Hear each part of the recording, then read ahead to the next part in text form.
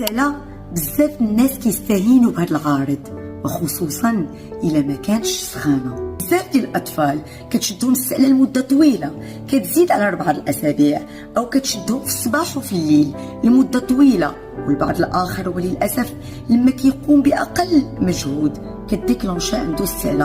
هاد السله عارض ما جاش من فراغ، هو ناقوس جاي يعلمكم وينبهكم انكم تهتموا به وتبحثوا على الاسباب ديالو باش تعالجوه في الوقت المناسب وتجنبوا وليداتكم بزاف ديال المضاعفات. الاسباب متعدده واهمها الحساسيه. كل ما كان تشخيص مبكر كل ما كان العلاج فعال.